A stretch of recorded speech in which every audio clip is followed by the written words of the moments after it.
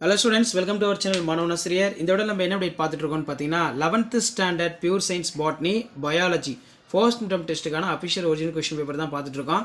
Page முன்னோடி bacteria என்றால் என்ன, பாக்டீரியாவில் மீசோசோம் பயணியாது, கிளாம்டோமோனஸ் படமறிந்த பாகம் குறி, சாகோ என்றால் என்ன, அதே மாதிரி மைக்ரோரேசா முக்கியத்துவம் 5 மார்க்லையும் கேட்பாங்க, 2 மார்க்லையும் கேட்பாங்க, 3 மார்க்லையும் கேட்பாங்க. பிளக்டோஸ்டில் பற்றி குறிப்பு வரைக, தகுந்த உதாரணங்களுடன் நீலப்பசும் பாசியின் பெயர்களை எழுது, மொனிராவுடைய சிறப்பு பண்பு, இருவித்திரை தாவர உருவித்திரை தாவரங்களை வேறுபடுத்துக.